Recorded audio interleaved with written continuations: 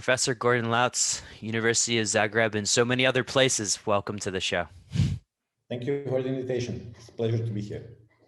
So before we get into the topic of the day, which is of course glycans, I I have to ask the question of all of the subjects to study in science, of all of the things in the world to study, how did you arrive at spending a lot of time researching glycans?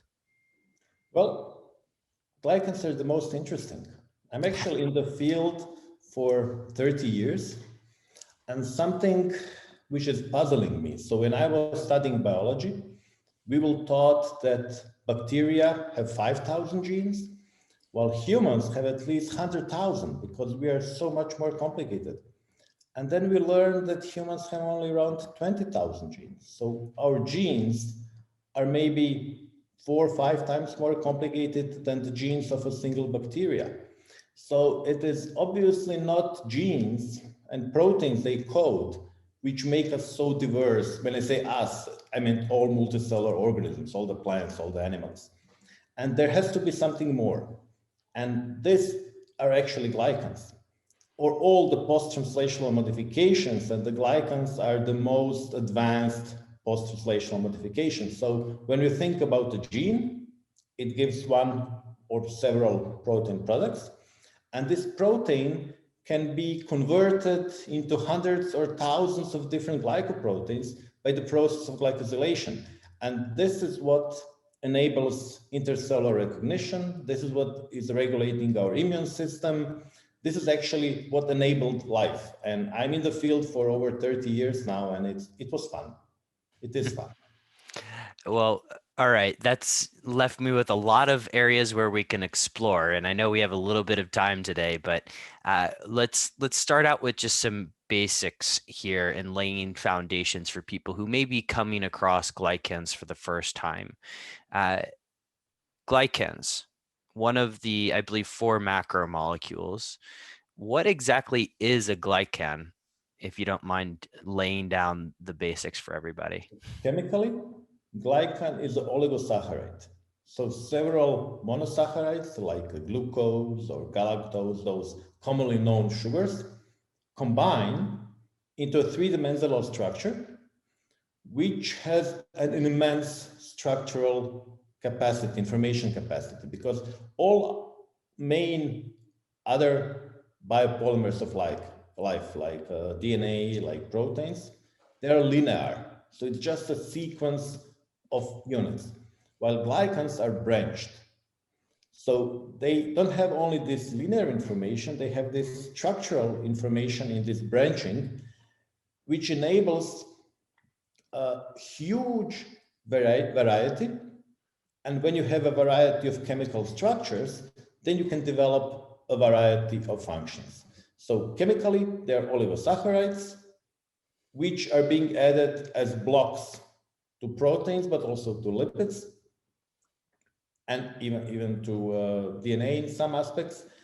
And they generate biomolecules, which have specific functions. So it's one class of biomolecules, but the most complex one, and this is why not so many people are working on them, because until recently we didn't have tools, we didn't have analytical methods how to study glycans.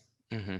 So, Gordon, I'm going to break that down just a little bit because earlier you said post-translational in terms of how a glycan uh, is it how a glycan originates is sort of in the post-translational world, or how would I explain that in simplified terms? So translation is a process Yeah. in which we make a protein from a DNA. Yep. So there is a sequence of letters in DNA, which are then translated to a protein made on a ribosome, and then you have a protein. Yep. And then there is a process called post-translational, meaning after you assemble this polypeptide part, then you add other things. This could be phosphorylation, for example. And the most elaborate part of post-translational modifications is glycosylation. So glycans are added first as a precursor, which is then further being modified to get the final glycan structure, which will then do the function. Okay. Okay, so all right, so we have our post-translational process laid out here. And then when it comes to just really why, I would just love to understand from your end, other than the complications of assessing these, why in discussions of things like proteomics or genomics, do you think that glycans don't come up in general conversation? Is it just the complexity of it? So they're coming more and more. Hmm. So until maybe a decade ago, if people would do proteomics, they would first cut off the glycans to be able to study the protein, which, because a single peptide would diversify into dozens or maybe even hundreds of glycopeptides, which made them impossible to measure. So proteomic people tended to remove glycans and then study just the proteins, just Hmm. because they were too difficult to study. But now there are new technologies which enable also at least part of the glycans to be included in the proteome. So there are more and more proteomic people also looking at glycans. Also from the genetic point of view, normally proteins encoded by a single gene, but the glycans do not have a genetic template. So it's Hmm. dozens of genes working together to define a single glycan. So it's another layer of complexity, which requires some time for people to start working on it. Hmm. All right. So when they go through this post-translational modification and become the glycan protein, and please correct my language here if I misspeak, but the implications of this in terms of how our body functions. Obviously, these are essential for life, but can we just go into some of the glycan proteins in terms of where they would function within our bodies? Is it you mentioned the immune system, for instance, and I'm assuming I know there's a correlation to cardiovascular disease, which we're going to get to in a little bit, but what are some of the uh, functions that glycans serve within our body? So practically all cells are covered with glycans. Hmm. So all the interaction between all the microorganisms, bacteria, viruses, and us generally go through glycans. This is one big aspect. Another big aspect is the regulation of the immune system, because the immune system is our main weapon we have to fight all the pathogens. And the fine tuning on the immune system is also done by glycosylation. For example, antibodies. Antibodies are one of the main weapons in the immune system arsenal. They recognize every foreign object and then bind to it. Hmm. But after binding to a foreign object, antibodies have to decide what to do, because the foreign object could be a bit of dust, something we eat, or it could be a virus. And the response to something which is completely irrelevant, like something we just inhale and it's non-dangerous, this should be ignored, while the Hmm. virus should be killed.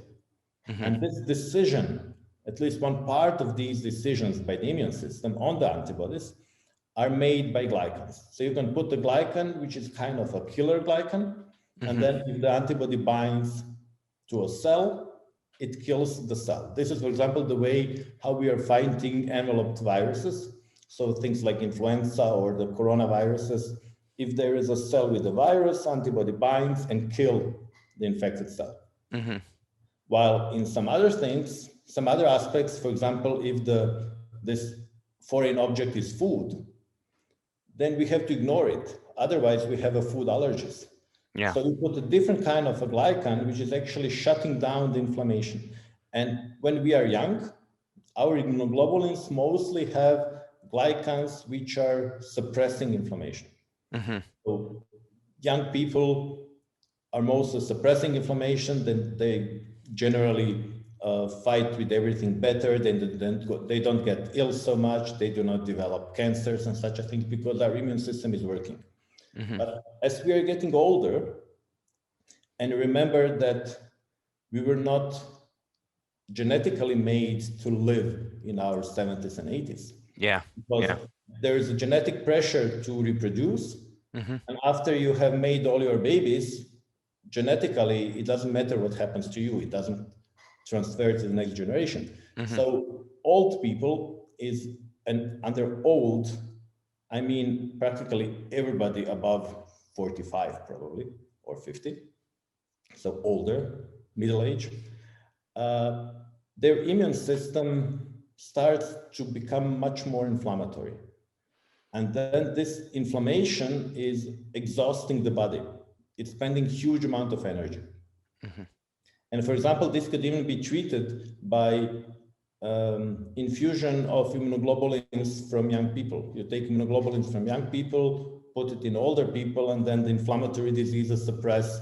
It's actually, it's a regular therapy for many inflammatory diseases called Yeah. IVIG, intravenous immunoglobulins. Mm-hmm. But this process of translating from immunoglobulins which suppress inflammation to immunoglobulins which promote inflammation is something which is very individual. There are some young people who can have very pro-inflammatory immunoglobulins, and there are some older people who still have these young immunoglobulins. And this is one of the aspects what make us different and make us respond differently to different challenges, make us less or more sensitive to different diseases and so on. Okay, so again, a lot of things that can go down there, Gordon. But perhaps before we get into the whole longevity discussion and the perhaps active tasks that people can take in order to reduce the pro-inflammatory glycans. Uh, I've had a conversation before with Aubrey de Grey, and he obviously talks about advanced glycation end products. And if you don't mind, I would love to just kind of understand the differences here between ages and glycans as you analyze them, or at what stage is he analyzing advanced glycation end products? So this is very important to emphasize that these are two completely different things. Okay. Cool. So advanced glycation end products are a result of a chemical reaction between the glucose and proteins. So glucose, which is aldehyde, reacts to the amino groups in proteins, and then it's being converted, and then these are these advanced glycation end products, Mm-hmm. which are kind of indicator of glucose overload. Mm-hmm. This happens when people have glucose spikes, when they're losing glucose control, and this is one of the measures of the damage, kind of a metabolic damage, Mm-hmm. which is leading to diabetes. But beside the fact that this is glucose, which is a monosaccharide, and that the name is glycosylation, there's nothing in common between the advanced glycation end products and glycans that I'm talking about. The glycans I'm talking about are the product of a very regulated biosynthetic pathway with hundreds of enzymes.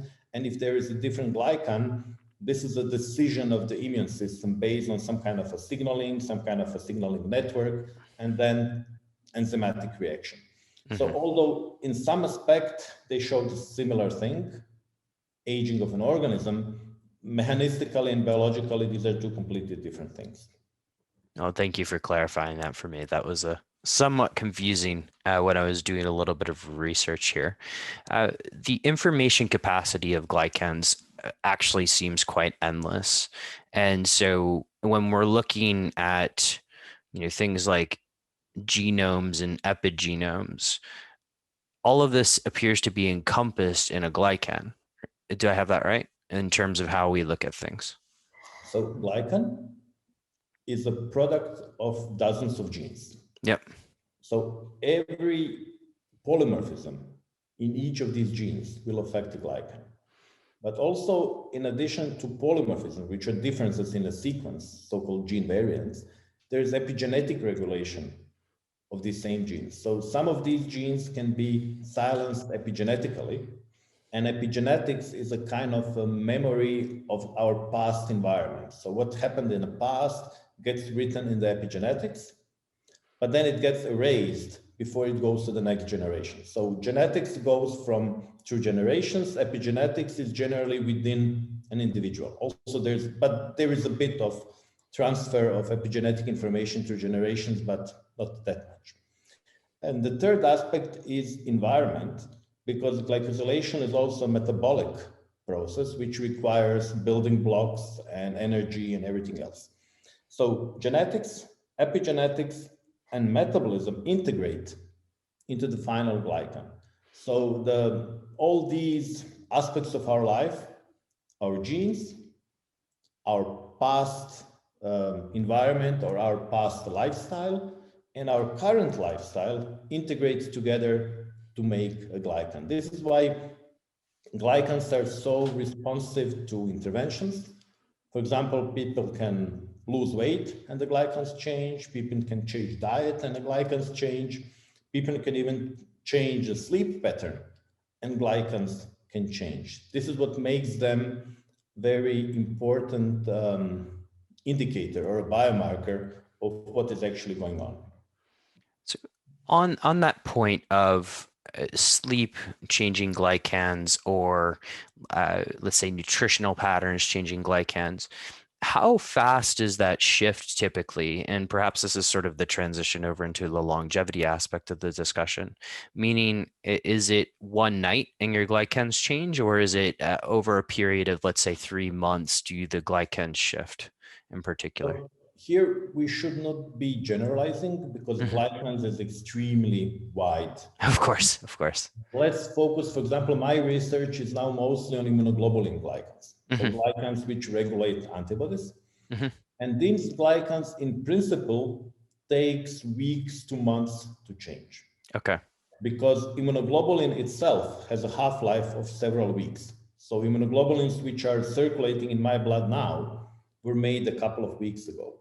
And just as an example of immunoglobulins, can we use like food sensitivities, for instance, here? Would that be okay or something else? So food sensitivity is a term which means that there are antibodies to specific food Yeah.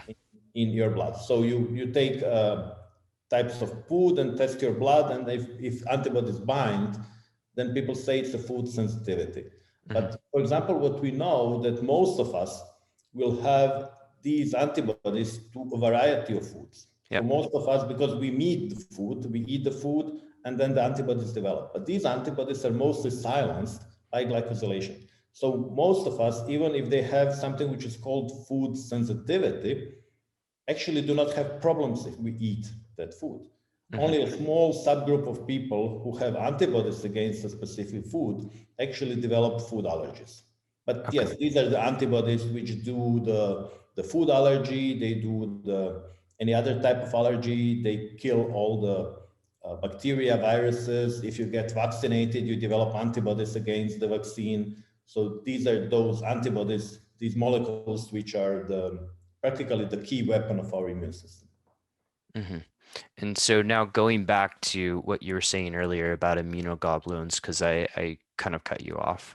Immunoglobulins as it relates to what you're studying at the moment. Yeah, so antibody is immunoglobulin. So Okay. they're the same things. We just use different names. So yes, my research is glycans on immunoglobulins or on antibodies. Hmm. And they change in weeks, not in days.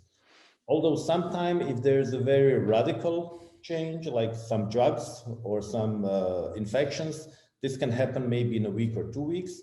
But normally, if we just do a lifestyle change, if we go on a diet, if we change an exercise pattern, normally we would see a difference in 2 to 3 months, not before. Hmm.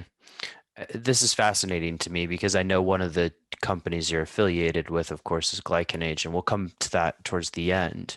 But I want to get now into glycans as a predictor of either risk or, let's say, longevity opportunities. Uh, When you think about, and I know you've spoken at RAD and a few other places, when you think about glycans in terms of uh, how to use them for anti-aging, for instance. What can we glean from glycans in terms of predictive prediction ability? Because I know when I was talking to Nicolina, for instance, there's something around cardiovascular disease. But I'm curious what other things as well we can learn from glycans or potentially predict for. So far, we have analyzed over 150,000 different people in Hmm. different cohorts, trying to understand when are glycans changed, why do they change, and what happens after they change. So first thing what we learned is that glycans in people with a disease are different than glycans in the healthy people. So generally people with the many different diseases, including the cardiovascular, inflammatory, they will have this older glycan. The glycans look if they were older. But when we did more studies, we learned that these glycans actually change before people become ill. Okay. So even if somebody is not ill yet, but he or she will have, for example, cardiovascular disease in the future, glycans may already be altered. And through a series of other studies, which were mostly collaborative with other people, we also found that in some experimental models, like for example in mice, you can actually induce a disease by changing the glycan. So giving a wrong immunoglobulin glycans to mice, you can develop insulin resistance, you can develop hypertension just by giving them the wrong sugars and antibodies. And by fixing these sugars, there are ways in mice that you can feed them with some kind of a precursors, and then the glycans improve. Then, for example, you can protect mice for developing hypertension. You can have obese mouse, which will not develop hypertension. This is what we published this in Circulation last year, and Circulation is the best cardiovascular journal. So what we know is that these glycans are not only biomarkers, they're actually molecules which contribute to disease development because they are regulating low-grade chronic inflammation. So if your immunoglobulins are suppressing this low-grade chronic inflammation, then, for example, you will have less of those plaques formed on your arteries. You will have less inflammatory processes everywhere around because you will suppress inflammation. Inflammation is good if you have to repair the damage. But too much inflammation is not good because every repair leaves a scar. And when there is too much of destruction and then repair, then there are too many scars. And eventually, this is one of the mechanisms which leads to aging. There is actually an entire theory of aging called inflammaging, which says that inflammation is one of the main drivers of aging. And IgG glycosylation is one of the main it's not the driver of inflammation, it's actually, it's a breaking, it's a stopping inflammation. It's an attenuator of inflammation. So when you have these good glycans, they suppress inflammation. By suppressing low-grade chronic inflammation, they actually kind of help not to develop diseases linked with chronic inflammation, which are more or less all complex chronic diseases we have, like diabetes, cardiovascular diseases, and so on. So if I were to liken glycans as sort of the front line of defense, if you will, and so if I'm looking at a good analysis to do on myself, potentially having my glycans and my inflammatory markers all mapped at once, and with glycans, I may be able to see ahead of time what is going on within my system so that I can get ahead of, let's say, high sensitivity C-reactive protein or whatever that marker is, and really just kind of bite it in the ass, so to speak, and address it much before it becomes an issue of systemic inflammation. Do I have that right? Yeah, so the problem with that at the moment is that if you want to have a proper diagnostic assay, which you will do regularly with your physician, these assays have to be, it's called CE-IVD validated. So there has to be CE mark for in vitro diagnostics. For glycans, instruments and reagents to do analysis are not IVD certified because they're still not on the market as a routine biomarkers. So you still cannot go to your physician and ask for a glycan profile. This will probably happen in maybe 5 to 10 years because we have something called the Human Glycan Project, where we talk to the major instrument producers to validate their instruments for glycan diagnostics. So far, you can do the test only as for research only. It's not a diagnostic test at the moment. Of course. And the interpretation of that test has to be done by somebody who is medically certified. So you cannot just go to the lab and order the test. But you can do the test and then ask your physician to interpret it, which again is a bit complicated because most of the physicians don't know enough about glycans because Hmm. they never learned about it during their medical training. Yeah, how many physicians in med school actually tackle glycans? They don't. Unfortunately, even in during their PhD, they don't work on glycans most of the time. But this is growing. There are more and more people, even um, the routine physicians who are involved in the research that we do. As I said, we analyze 150,000 people. All these people were somebody's patients. So this data is coming into the public domain now, and people learn more about it. Mhm. In terms of just other interesting stuff you've learned from your research, cardiovascular disease, obviously, just because my personal history with it and sort of family history with it is very interesting. But uh, first, let's talk about cardiovascular disease. In terms as a predictor of risk, have you been able to map out just sort of how accurate it is sort of getting ahead of the curve versus, let's say, uh, I mean, the most popular one out there, I guess, would be something like an LDL or something, LDL particle We number. we did we published one paper last year in Diabetes Care Hmm. where we analyzed a cohort of people which were collected close to 30 years ago. Around 30,000 people were sampled. It's so-called the EPIC cohort. 30,000 people were sampled. This was German part in 30 years ago. They were followed up for 10 years. And then we had, I think, it was around 500 people who had either the heart attack or stroke in the follow-up period. Hmm. So we analyzed them and we analyzed the matching controls. And only glycans plus age had more information about predicting future cardiovascular events than the entire so-called AHA score. AHA score is the American Heart Association score used for the prediction of cardiovascular events. So only glycans and age of person is actually containing all the predictive information of everything else you can measure at the moment. This was just one study. We are currently replicating this in two other cohorts. We're doing this together with the Harvard Medical School. We got also a couple of thousand people which were collected a long time ago, Hmm. and they were followed up to see who will develop heart attack or stroke. So we'll have additional papers coming out soon. Is this with Sinclair's lab or somebody else at No, home? this was not Sinclair. It was with the epidemiologist. We do Okay. collaborate with David, but mostly on mice, not on people. Okay. Okay. Working on people on Harvard. Okay. In terms of, I know you mentioned earlier hypertension and the publication and circulation. What other things can we use glycans to predict for? And I guess it is a little bit hard now with the commercially available tests, but hopefully that comes soon in the future. What other kind of areas, perhaps you mentioned diabetes a few times, for instance. Is it all areas of potential chronic inflammatory diseases, or is it some other aspects as well? So I have to be a bit careful with the Of claims. course, of course. Yeah. Because, I don't we want to get you in trouble, Gordon. so we have this Glycan age test, Hmm.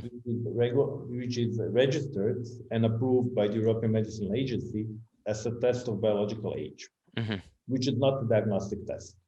So it's kind of measuring age of a person, and age correlates with many different diseases. So we know that the Glycan age today correlates with the future cardiovascular events, future inflammatory diseases, future diabetes. This is something which correlates with increased glycan age. Hmm. So you cannot use this test to diagnose these diseases, of course, because it's not a diagnostic test. Yep. But we did,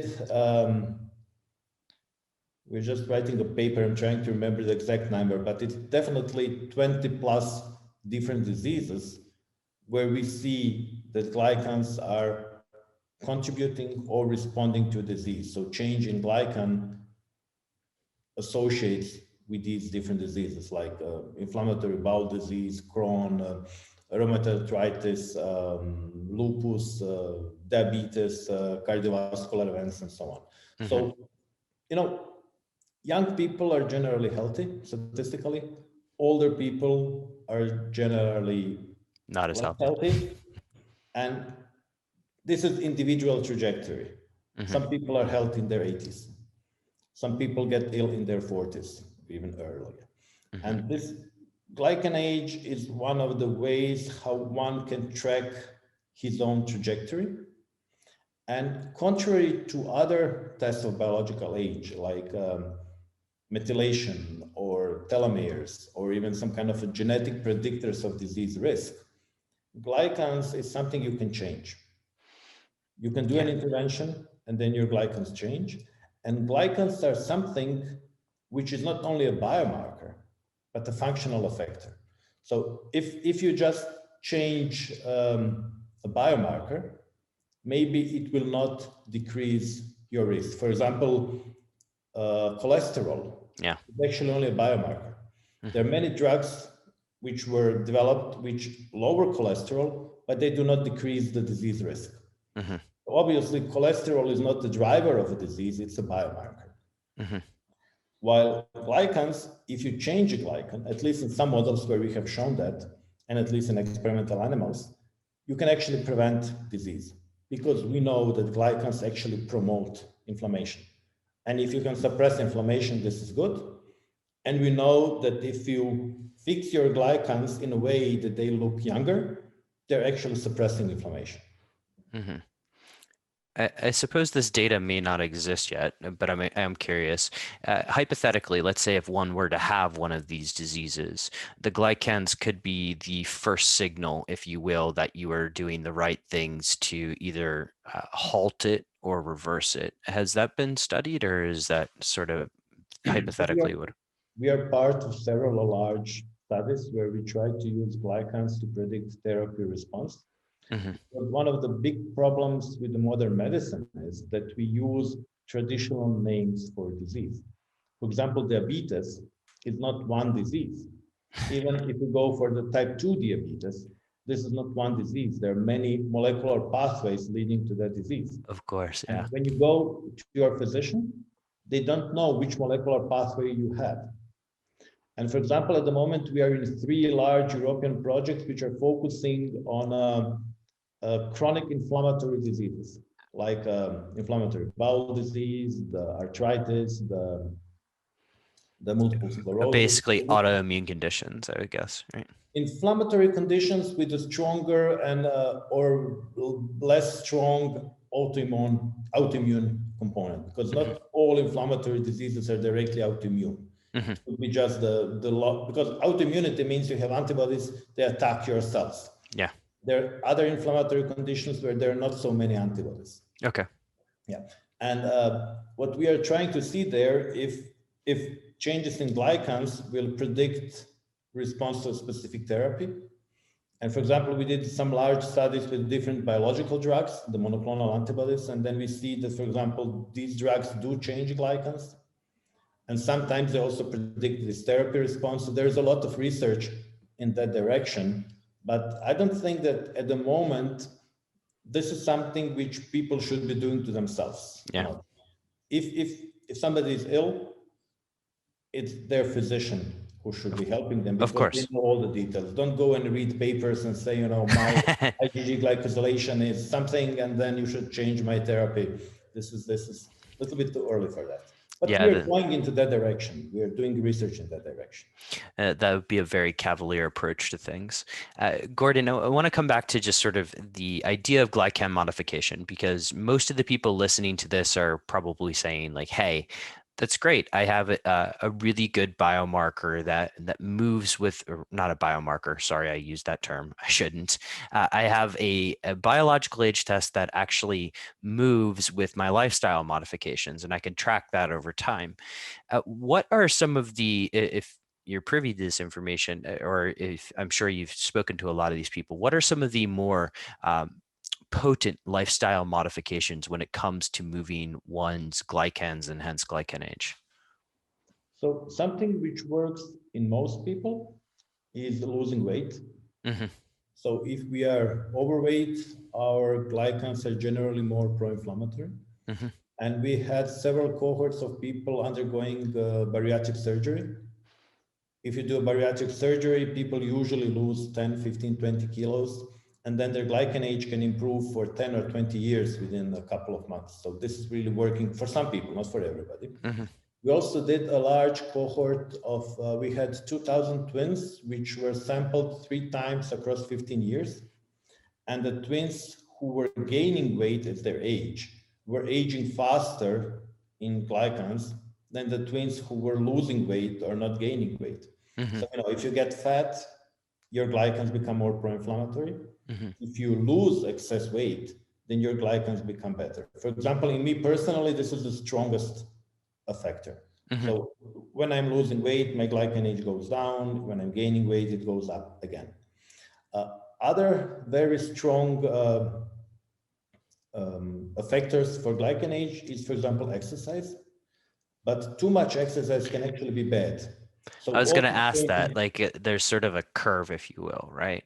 So based on, we don't have enough study to be completely confident, but from our preliminary data, it seems that these high intensity interval trainings are the least damaging for this pro-inflammatory component. Because, when you think about professional athlete, they would be considered old in their late 30s. Mm-hmm. While in anywhere else, somebody in late 30s is still young.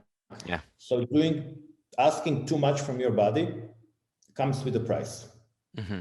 So I think it is important to be physically active, but it's also important to have a period of relaxation, which then enable all the metabolism to calm down, to stop all these inflammatory processes. Because, if you exercise too much, it hurts.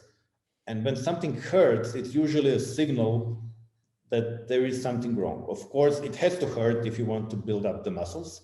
Mm-hmm. But if you do it too much, and we often see that people who do overtraining get worse on their glycan age. But good thing is they can improve rapidly, but just adding a little bit more of relaxation. So Mm-hmm. don't kill yourself in a gym. At least your glycans don't like it. So stress is very important parameter. Mm-hmm. But it's very hard to distinguish from food, from other habits, sleep. So Stress can come in many different forms, right? Yeah, and it's usually linked. So you're Mm-hmm. under stress and then you eat and then, but this is one of the important components. So if you kind of fix your mental state, usually your glycans improve. There are some biohacking approaches which seem to be very efficient. Mm-hmm. I will not name anything specific because we are still not sure what is really working and what is not, because usually people who do biohacking do a shitload of stuff at once, right? So. For example, we have a collaboration with anti-aging clinic in New York, and practically all patients who go there are 20 to 40 years younger. So obviously some of these therapies work. Mm-hmm. Hormones are very potent, but one has to be careful with the hormones. There was something in your presentation that I watched about estrogen, and the correlation there. Is that specifically with women, or is it? So the problem is with most of these studies, if you just do correlations, Mm-hmm. then many things correlate. Of course. It's really hard to know what is causal. And so far, only for estrogen, we did a proper randomized placebo-controlled trial. So we had a cohort of females. This was done at one American university nearly 10 years ago. They had, I think, 36 females. They induced the menopause chemically. So gave them the chemical to stop production of gonadal hormones, and then either gave them the estrogen patch, the supplement hormones, or gave them the placebo. And the placebo group got, on average, 10 years older within a couple of months. Mm-hmm. Obviously, if you take estrogen from a young female, the glycan age goes up rapidly. Mm-hmm. And then when you stop this intervention, when the estrogen is normally produced, then the glycan age goes down again. So estrogen is definitely causative in young women.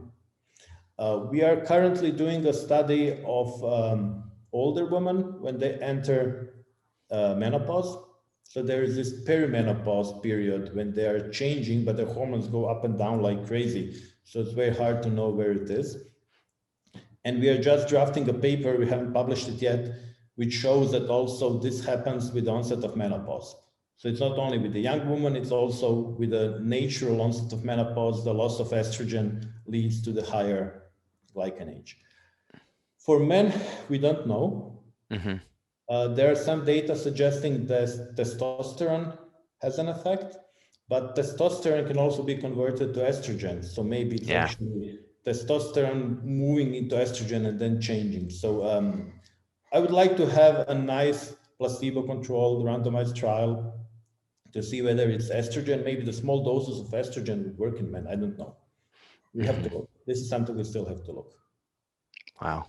This is absolutely fascinating, Gordan. And I know it's probably the first of many conversations that you and I will have because my mind is blown and I am really excited. I know, I've been in touch with Nicolina about doing a glycan age test myself.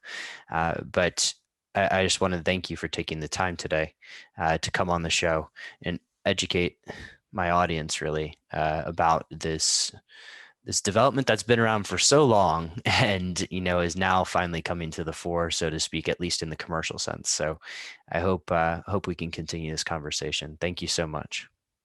Thank you for the invitation. It was a pleasure. And I do hope we'll repeat this. And I do hope that more people will start learning about their glycans and see what they can actually do to improve. Because one of the approaches Glycan Age as a company has is that we try to collaborate with people, organize the clinical trials also with individuals to collect the information and actually learn what works in person A and does not work in person B and so on, because there is no standard human. Each of us is different and we have to learn how different we are. And this is something we cannot see in the mirror. When you look yourself in the mirror, you're more or less the same because the last time you looked was yesterday and you didn't change. Mm-hmm. Well, these molecules, which you can quantify, give you some information which you cannot see just by looking. And I think this is why all these measuring everything, not only glycans, but all other things is so important. Mm-hmm. Gordan, before we go, where can people find out more about you, your work, etc.? So I'm very active on social networks, LinkedIn, Twitter. I post most of the things we publish. There's also a thing called Knowledge Hub on the Glycan Age website, where we try to kind of tell the story in a simpler way without too much hard scientific words. So maybe starting from the glycanage.com and then looking into the Knowledge Hub or my social networks, I try to communicate science to the public as much as I can. And I sincerely appreciate you for doing so. And your dedication and rigor really comes through in how you converse about it. So thank you so much again, Gordan, for coming on the show today. It was my pleasure. Thank you.